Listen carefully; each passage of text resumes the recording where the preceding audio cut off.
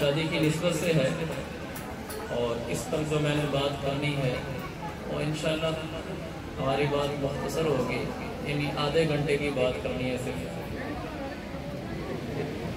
جو یہ پروگرام ہے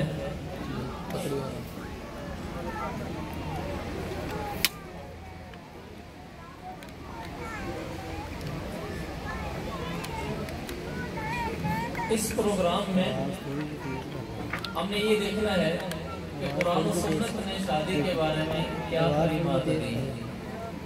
تو چند ہی باتیں ہیں عرض کروں گا، جو آپ برات سے گزارش ہے کہ آپ تھوڑی سی توجہ فرمائیں۔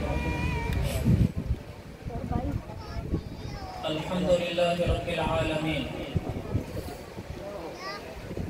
الحمدللہ رب العالمین والعاقبۃ للمتقین والصلاة والسلام على رسوله الكريم، اما بعد فاعوذ باللہ من الشیطان الرجیم، بسم اللہ الرحمن الرحیم، قل ان کنتم تحبون اللہ فاتبعونی یحببکم اللہ ویغفر لکم ذنوبکم واللہ غفور رحیم۔ صدق اللہ العظیم۔ وقال رسول الله صلى الله عليه وسلم لا يؤمن أحدكم حتى يكون هواه تبعا لما جئت به، أو كما قال النبي صلى الله تبارك وتعالى عليه وسلم على ما رواه البخاري في الصحيح۔ میرے محترم بھائیوں، بزرگوں اور دوستوں، اللہ تبارک و تعالی نے دنیا کے نظام کو جو چلایا ہے وہ مرد اور عورت کے سلسلے سے چلایا ہے۔ حضرت آدم علیہ السلام دنیا میں تشریف لے، پھر ان سے حضرت حوا علیہ السلام کو پیدا کیا، اور پھر ان سے نسل انسانیت کو اللہ تبارک و تعالیٰ نے وجود عطا فرمایا، اور وہ سلسلہ آج تک قائم و دائم ہے۔ اس سلسلے میں جو ازدواجی بندھن قائم ہوتا ہے، یہ بندھن اس لیے قائم ہوتا ہے کہ ٹوٹنے نہ پائے۔ یہ کوئی ایسا نہیں ہے کہ بس شادی ہو گئی، چھوٹی سی رنجش منجش ہو گئی، رشتہ توڑ دیا پھر نیا رشتہ۔ اسلام اس رشتے کو مضبوط کرنا چاہتا ہے، اسلام اس رشتے کے ٹوٹنے کو پسند نہیں کرتا، اسی لیے حکم ہے کہ رشتے سے پہلے اچھے طریقے سے دیکھ بھال کر لی جائے، بلکہ یہاں تک اجازت ہے۔ آپ نے فرمایا فَانْظُرْهَا فَإِنَّهُ أَحْرَىٰ أَن يُقْدِمَ بَيْنَكُمَا، جب لڑکی لڑکے کی بات پکی ہو جائے تو پھر اس کے بعد لڑکا ایک نظر لڑکی کو دیکھ لے، تاکہ اس سے فائدہ یہ ہوگا کہ دونوں کے اطمینان حاصل ہو جائے گا، پھر انہوں نے لمبی زندگی آپس میں گزارنی ہے۔ ہاں، شریعت نے اتنا ہی کہا ہے کہ اس کو دیکھ لے، اس سے زیادہ ہمارے ہاں بعض دفعہ گپ شپ کی نوبت آ جاتی ہے ہمارے اس جدید زمانے میں، یہ تو ٹھیک نہیں ہے، لیکن اس کی اجازت ہے کہ لڑکا ایک نظر اپنے اخلاقی حدود میں رہتے ہوئے اس کو ایک نظر دیکھ لے، اگر اس کو اطمینان قلب ہو جاتا ہے رشتے کو فائنل کر دیں، اگر نہیں ہوتا تو اپنا عذر بیان کریں۔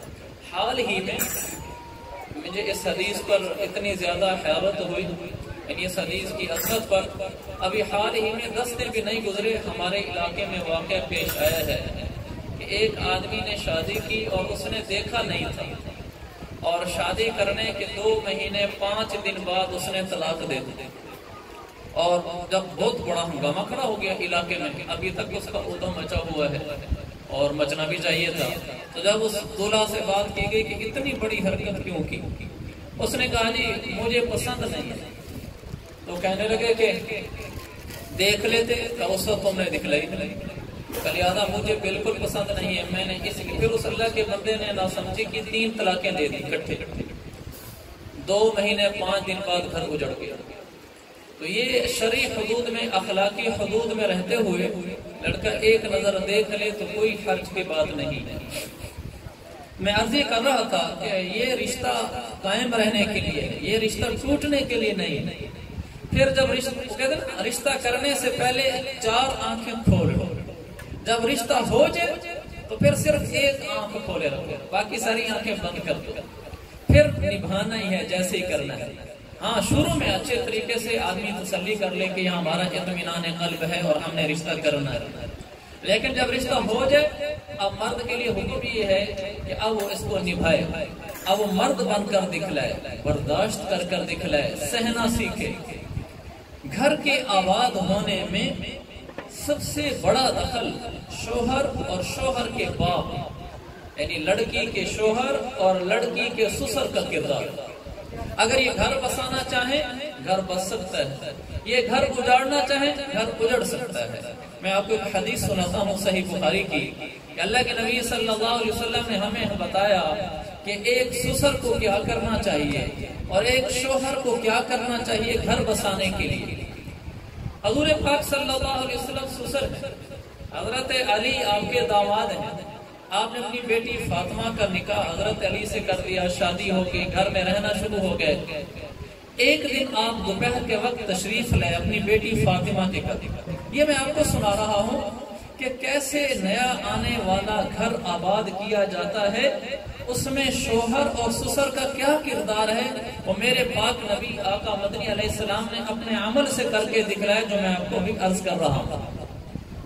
آپ اپنی بیٹی کے گھر تشریف لائے، دوپہر کا وقت تھا، عربوں میں رواج ہے دوپہر کو سونے کا، جس کو عربی میں قیلولہ کہتے ہیں، یعنی تمام عرب دوپہر کو سوتے ہیں۔ اچھا عجب بات یہ اب بھی ایسے ہی، آج بھی ایسا ہی ہے۔ مکہ مکرمہ میں ایک دفعہ دوپہر کا وقت تھا، ہم اپنے ساتھی کے ساتھ تھے تو مارکیٹ بند تھی، تو میں نے اسے پوچھا کہ آج کوئی چھٹی ہے، تو اس کے ساتھ ہم باہر نکلے، کہنے لگا نہیں چھٹی نہیں ہے، یہ دوپہر کا ٹائم ہے، سونے کی چھٹی ہے، یعنی اس ٹائم یہ ان کے ہاں دستور ہے، یہ آرام کرتے ہیں۔ اللہ کے نبی کے زمانے میں زیادہ تھا۔ آپ تشریف لائے حضرت فاطمہ کے گھر میں، آپ نے دیکھا حضرت علی گھر میں نہیں ہے، یعنی داماد نہیں ہے، بیٹی اکیلی بیٹھی ہے، تو آپ سمجھ گئے کہ ان میں نہ کوئی رنجش ہوئی ہے، یہ ہو نہیں سکتا کہ دوپہر کو سونے کا وقت ہو اور علی بھی ادھر ہی ہیں اور وہ گھر میں نہ سونے۔ تو آپ نے پہلا سوال ہی ایسا کیا کہ جس سے حضرت فاطمہ کے دل میں علی کی محبت بڑھ جائے، یعنی رشتے کو جوڑنے کی طرف آپ نے گفتگو کا رخ کیا۔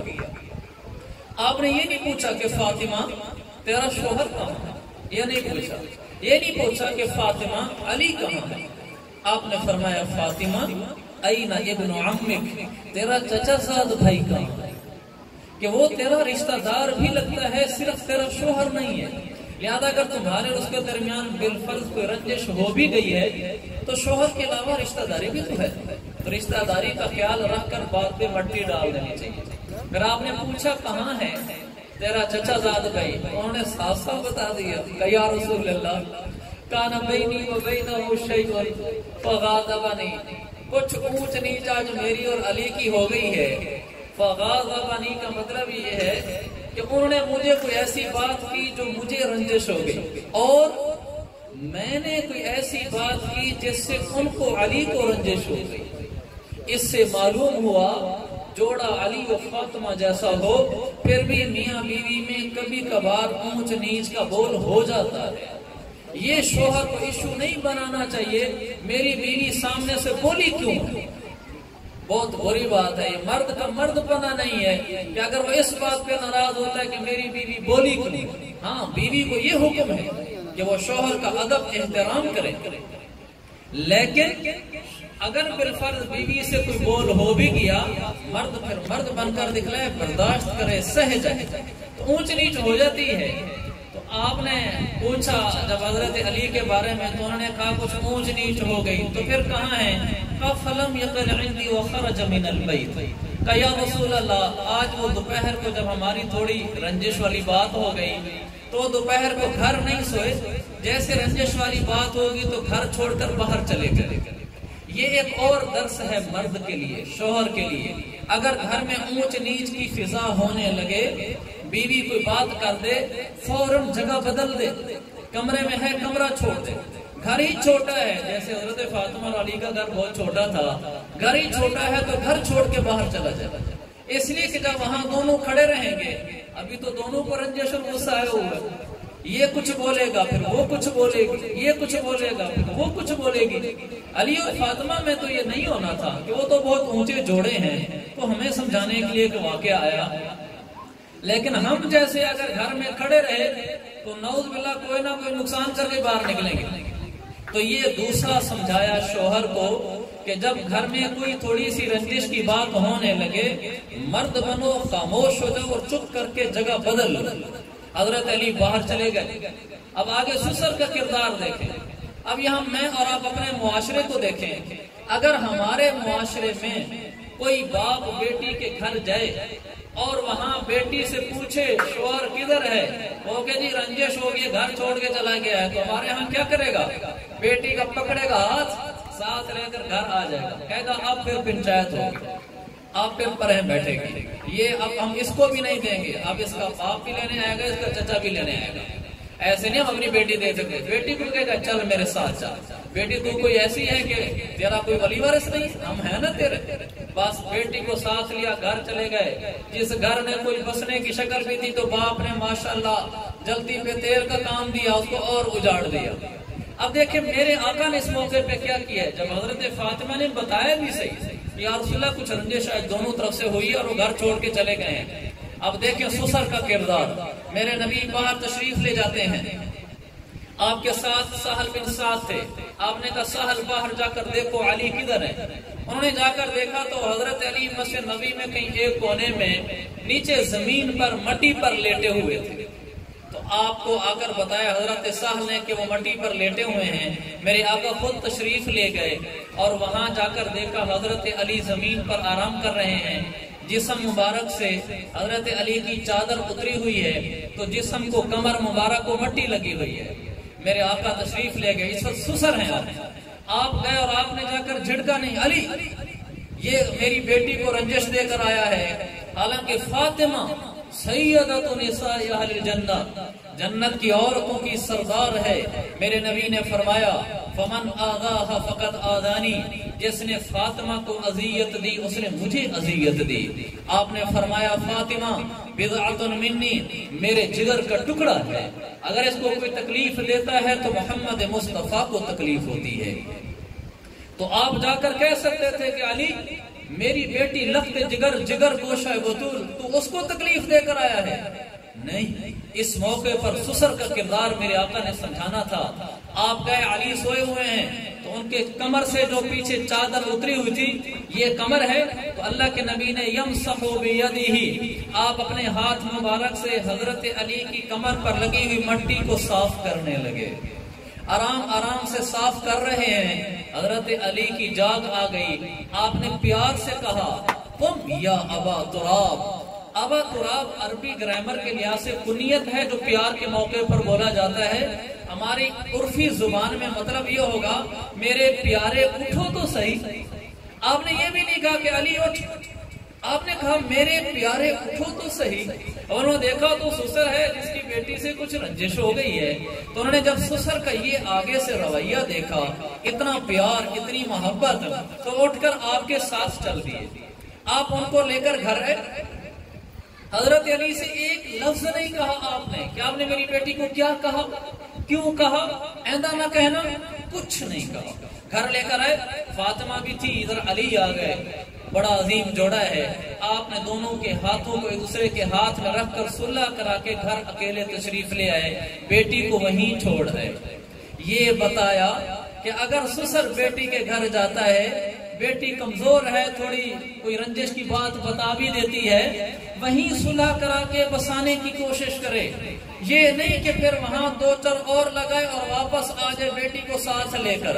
میرے عزیز بھائیو، اس حدیث کے واقعے نے یہ پیغام دیا شوہر کو کہ بیوی کے ساتھ کچھ رنجش ہو جائے تو بات کو بڑھانا نہ، اٹھ کر گھر سے کمرے سے باہر آ جانا، مرد بننا، برداشت کرنا، یہ نہ کرنا کہ دین میرے آگے بولی کیوں ہے، یہ ہوتی کون ہے بولنے والی، مرد کو کہا سہ جانا، چپ کر جانا، اور سسر کو کہا گھر بسانے کی کوشش کرنا، بیٹی کے باپ کو کہا گھر بسانے کی کوشش کرنا، چھوٹی چھوٹی باتوں پہ رنجشیں نہ کھڑی کر دینا، پنچایتیں نہ بلوانا شروع کر دینا کہ اب ہمارے ہاں فیصلے ہوں گے پھر ہم لڑکی بھیجیں گے۔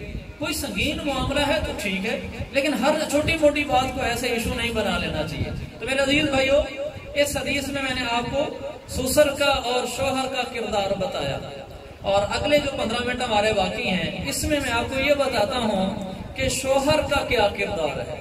اللہ کے نبی صلی اللہ علیہ وسلم نے فرمایا ایک حدیث میں، کیا عجب ہمارا دین ہے، عجب ہمارا دین ہے، ہم کاش اس کو پڑھیں، سنیں، سمجھیں۔ آپ نے فرمایا عورتوں کے بارے میں شوہروں کو، استوصوا بالنساء خیرا، میری امت کے لوگوں اپنی بیویوں کے ساتھ اچھا سلوک کرنا، یہ میری نصیحت قبول کر لو۔ پھر آپ نے فرمایا فَإِنَّهُنَّ خُلِقْنَ مِنْ ضِلَعٍ، عورت پسلی سے پیدا ہوئی ہے، وَإِنَّ أَعْوَجَ شَيْءٍ فِي ضِلَعِ آلَاهُ، چونکہ یہ پسلی سے پیدا ہوئی ہے، پسلی کا سب سے ٹیڑھا حصہ اوپر والا ہوتا ہے، تو عورت پسلی کی بنی ہوئی اور پسلی ٹیڑھی ہوتی ہے، ہڈی کی ہوتی ہے، کیا قربان جائیں۔ آپ نے فرمایا ان ذهبت تقيمه كسرته، اگر تو بیوی کو سیدھا کرنے لگے گا تو توڑ دے گا۔ یہ نہ سمجھنا کہ میں بیوی کو سیدھا کر کے بیٹھوں گا، بخاری کی حدیث ہے۔ آپ نے فرمایا ان ذهبت تقيمه كسرته، اگر تو سیدھا کرنے لگ جائے گا تو ٹوٹ جائے گی، سیدھی نہیں ہوگی۔ وَإِن تَرَكْتَهُ لَمْ يَزَلْ أَعْوَجًا، اور اگر تو نے بیوی کو سیدھا نہ کیا تو یہ ٹیڑھی ہی رہے گی۔ تو پھر کیا کرو، وَاسْتَوْصُوا بِالنِّسَاءِ خَيْرًا، انہی ٹیڑھے پن کے ساتھ زندگی گزارنا سیکھو۔ یہ نہیں ہو سکتا کہ کسی کی بیوی میں کوئی خامی نہ ہو، یہ نہیں ہو سکتا۔ یہ میرے عزیز بھائیو، ہم سب مرد عورت کمزور ہیں۔ عورتوں میں کمزوری ایک ہے جو اللہ کے نبی نے بتا دیا کہ پسلی کا سب سے ٹیڑھا حصہ اوپر والا ہوتا ہے۔ اس پر علماء نے لکھا ہے کہ عورت میں بھی سب سے ٹیڑھا پن اس کے اوپر والے حصے میں ہوتا ہے۔ اس کے اوپر دو حصے ہیں، ایک زبان اور ایک دماغ۔ ہر عورت کے زبان میں ٹیڑھا پن ہے، ہر عورت کے دماغ میں ٹیڑھا پن ہے۔ عام طور پر زبان کی وہ تیز نکلے گی، کبھی ایسا بول دے گی کہ آپ کے پاؤں سے زمین نکال دے گی، اور دماغ سے سوچ ایسی ہے آپ کو ایسا مشورہ دے گی کہ آپ کے پاؤں کو آگ لگ جائے گی۔ آپ کو کہے گی چھوڑ دے ماں باپ کو، ایسا کر، یہاں تک کہہ دے گی مجھے چھوڑ دے، چھوڑ مجھے۔ کمزور ہے، اس نے تو بول ہی ایسا بولنا ہے، اس لیے کہ اس میں عقل کی کمی ہے، سمجھ کی کمی ہے۔ میرے آقا نے پہلے بتا دیا کہ اس کی زبان اور سوچ میں ٹیڑھا پن ہوگا، لیکن تم نے اسی کے ساتھ اس کے ساتھ زندگی گزارنی ہے۔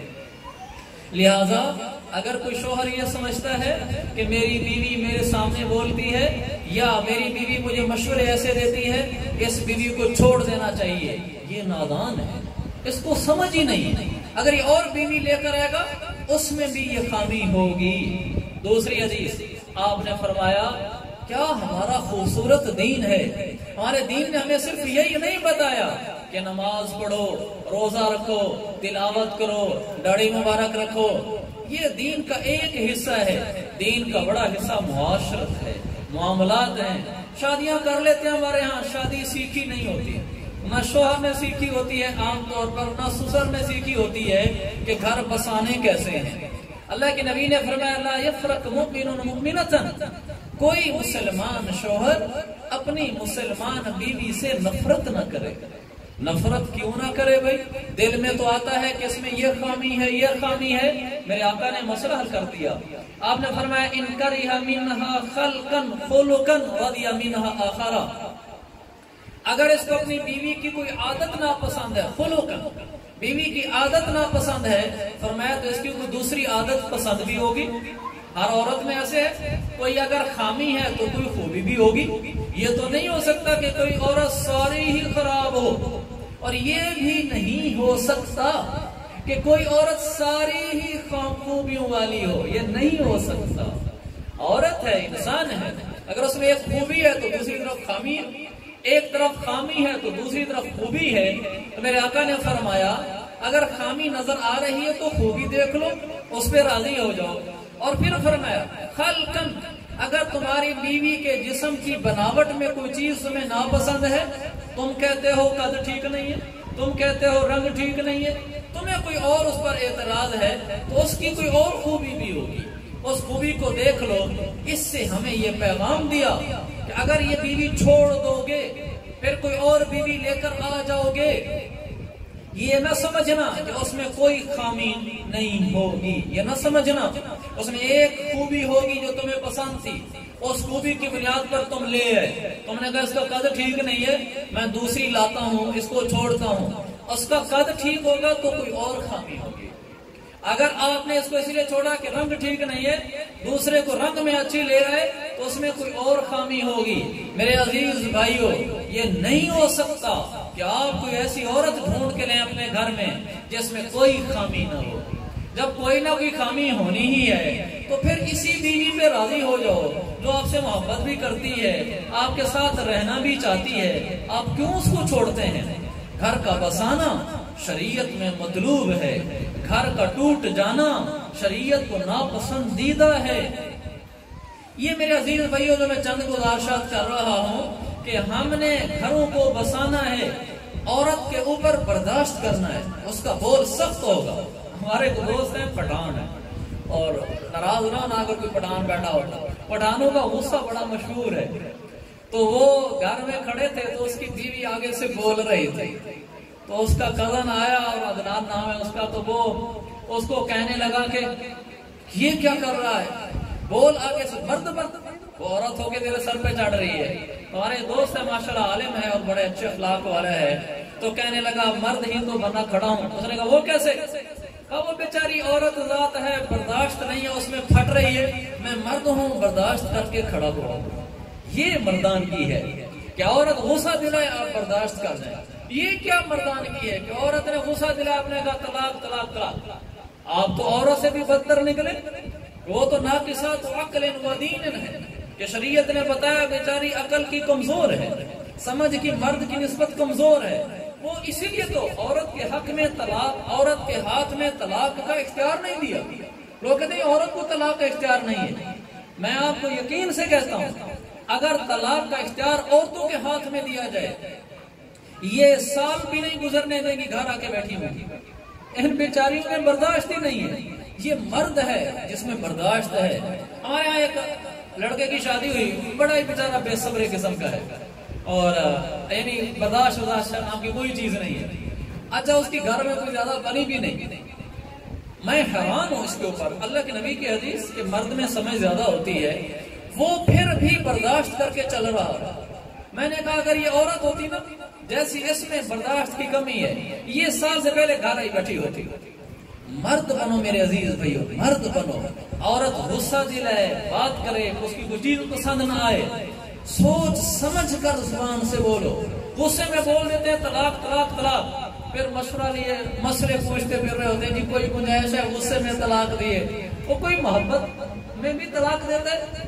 طلاق ہوتی غصے میں ہے۔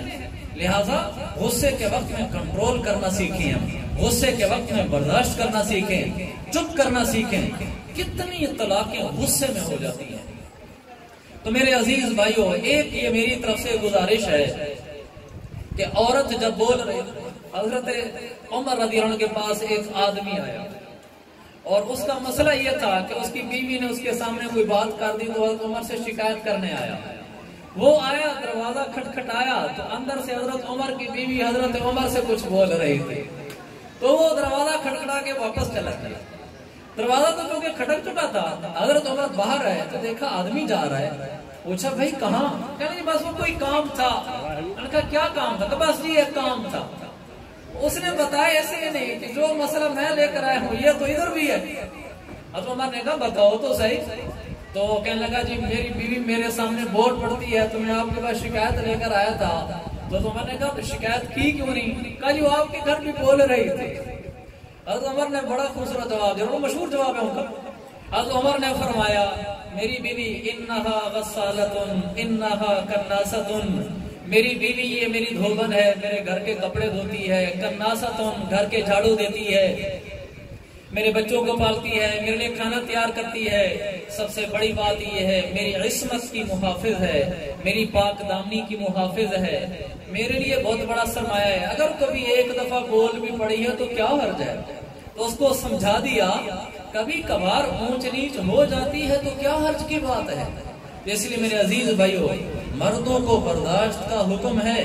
میری بہنیں بھی سن رہی ہوں گی، ان سے میں یہ کہتا ہوں وہ اچھے اخلاق سے پیش آئیں، اس لیے کہ عورت کو حکم ہے، صحیح حدیث ہے، آپ نے فرمایا لو امرت احدا ان يسجد لاحد لامرت المرأة ان تسجد لزوجها، اگر میں پوری دھرتی میں کسی فرد بشر کو یہ حکم دیتا کہ وہ کسی کو سجدہ کرے تو صرف ایک ہی انسان ہے اور وہ عورت ہے، میں اس کو حکم دیتا، باپ کو نہیں، ماں کو نہیں، کیا ان تسجد لزوجها، وہ شوہر کو سجدہ کرے۔ اگر دنیا میں سجدہ جائز ہوتا تو بیوی شوہر کو کرتی۔ کتنی بڑی بات ہے کہ عورت کے لیے مرد سب کچھ ہے۔ آپ کے پاس ایک خاتون ہے، آپ نے ان کے بارے میں پوچھا کہ شادی شدہ ہیں؟ انہوں نے کہا جی ہاں، تو آپ نے کہا اس کو پیغام دو، آپ نے خود فرمایا انہ جنتک و نارک، کہ تیرا شوہر تیرے لیے جنت ہے اور تیرے لیے جہنم ہے، یعنی اگر تو شوہر کی خدمت کر کے راضی کر لے گی تیری جنت بن گئی، اور اگر تو نے شوہر کو ناراض کر دیا تو تیرے لیے جہنم بن گئی۔ عورت کو سمجھایا تیری جنت اور تیری جہنم وہ تیرا شوہر ہے اور اس کی اطاعت تیرے اوپر لازم ہے، اور مرد کو کہا تو برداشت کرنے والا بن۔ مرد عورت کو یہ کبھی نہ کہے کہ تیرے ذمہ ہے تو میری خدمت کر، تیرے ذمہ ہے تو مجھے سب کچھ سمجھ، تیرے ذمہ ہے میری فرما برداری کر، یہ اس کا فریضہ ہے۔ مرد اپنے کام یاد رکھے کہ میرے ذمہ ہے برداشت کرنا، میرے ذمہ ہے سہ جانا، میرے ذمہ ہے چپ کر جانا۔ تو یہ میرے عزیزوں میں نے باتیں عرض کی ہیں۔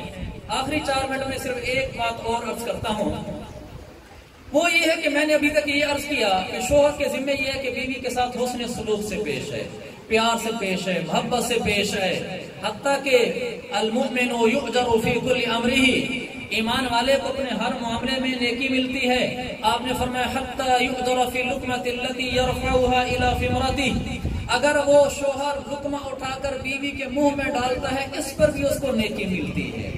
شوہر کو کہا کہ بیوی کے ساتھ یوں اچھے رہو، اس کے منہ میں بھی لقمہ ڈالو، لیکن اس کا یہ مطلب نہیں ہے کہ وہ اپنی ماں باپ کے ساتھ اچھے اخلاق نہ رکھے، وہ اپنی بہنوں کے ساتھ اچھے اخلاق نہ رکھے، وہ بہن کے بیوی کے ساتھ ایسا ہو جائے کہ ماں کو بھول جائے، بہن کو بھول جائے۔ تو آخری 2 منٹ میں یہ گزارش کرنا چاہتا ہوں کہ ان شوہروں سے گزارش ہے جو بنے ہوئے ہیں، جنہوں نے بننا ہے یا جو ابھی بنے بیٹھے ہیں، کہ وہ اپنی بیوی کے ساتھ حسن سلوک سے پیش آتے ہوئے اپنی ماں، اپنے باپ، اپنی بہنوں کے ساتھ حسن اخلاق کو باقی رکھیں، ماں کی خدمت کریں، بہنوں کی عزت کریں، والد کا ادب احترام کریں، توازن کا برقرار رکھنا ضروری ہے۔ ماں باپ کی محبت میں آ کر بیوی پر زیادتی نہ کرے تاکہ مجھے رن مرید کا تانا نہ لگے، یہ نہ کہے، اور بیوی کی محبت میں ڈوب کر بہنوں کو نہ چھوڑ بیٹھے، ماں باپ کو نہ چھوڑ بیٹھے۔ یہ توازن رکھنا ضروری ہے اور یہی شریعت کی تعلیمات ہیں۔ اللہ تعالیٰ ان پر عمل کی توفیق عطا فرمائے۔ آخر میں 1 منٹ جو رہتا ہے اس میں یہ گزارش کرنا چاہوں گا، مولانا نے عمیر صاحب نے یہ بڑا اچھا اقدام کیا کہ انہوں نے شادی پر یہ انتظام کیا کہ پہلے دین کی بات ہو گئی، اگر یہ رجحان چل پڑے تو لوگوں میں دین آ جائے گا، فائدہ ہو جائے گا۔ لیٹ ہم اس لیے ہوئے کہ ہمیں کوئی غلط فہمی ہو گئی تھی ٹائمنگ کے لحاظ سے، اس لیے ہم لیٹ ہوئے تھے، ورنہ ہر پروگرام میں اگر 15 20 25 منٹ پہلے بات ہو جائے، جیسے 28 منٹ میں نے بات کی ہے، تو انشاءاللہ اس سے شادی تو ویسے ہی ہو جانی ہے، لوگوں تک ایک دین کا پیغام بھی پہنچ جائے گا۔ اب اپنے اپنے علاقوں میں اس کا اہتمام کیا کریں۔ اللہ تعالیٰ ہم سب کو قرآن و حدیث کے مطابق شوہر سسر بننے کی توفیق عطا فرمائے۔ وآخر دعوانا الحمدللہ رب العالمین۔